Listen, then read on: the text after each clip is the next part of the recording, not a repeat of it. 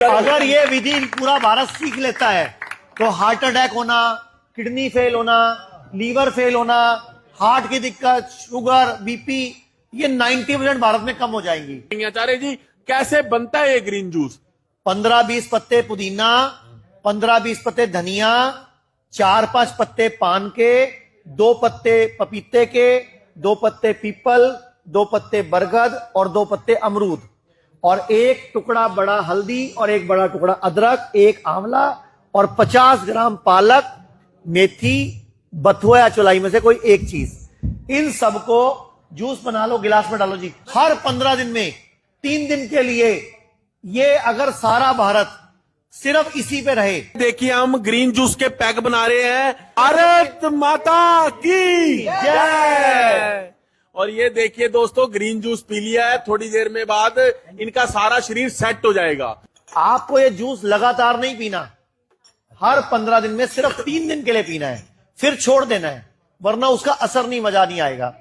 और किसी की बॉडी में कोई गांठ है, सिस्ट है, ट्यूमर है, रसौली है, और आप उसको चेक कर लो, आइडिया बिना छेड़ाखानी करे पहले ये ले लो, उसके बाद 15 दिन बाद दोबारा कर लो।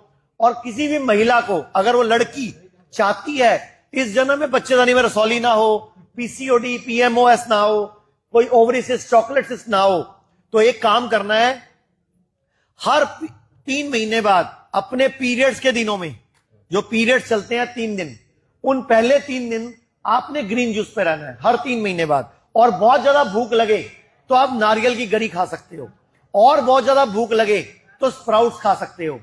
आप हैरान हो जाओगे, कहां ट्यूमर गायब हो जाएगा, कहां रसौली गायब हो जाएगी, कहां सिस्ट गायब हो जाएगी, और भारत की हर महिला, हर लड़की का भला हो जाएगा। आचार्य जी, 1-2 सवाल थे इन्हीं लोगों के कि ये जो पत्ते हैं, जैसे 3 दिन के लिए चाहिए, तो क्या एक ही दिन में इकट्ठे कर सकते हैं? हाँ जी, 1 दिन के इकट्ठे कर लो, उनको थोड़ा थोड़ा पानी में डाल के रख दो, 3 दिन तक वही पत्ते यूज कर सकते हो। सुबह 9 बजे से पहले ये जूस नहीं पीना, और शाम को 6 बजे के बाद ये जूस नहीं पीना, और जब बनाना है ताजा बनाना है। और अगर किसी को कड़वा लग रहा है, इसको कड़वा लग रहा है किसी को, तो आधा ग्रीन जूस कर लो और आधा आप उसमें पाइनएप्पल या मौसमी या संतरे का ताजा जूस मिला लो। ये मैं तो ससुर जी, कैसी लगी आपको हमारी विधि?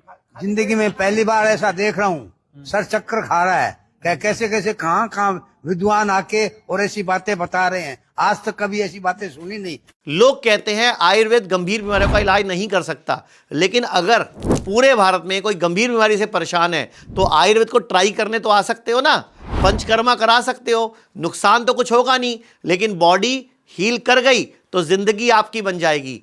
और सभी प्रकार के हेल्थ इंश्योरेंस हमारे 120 सेंटरों पर चलते हैं।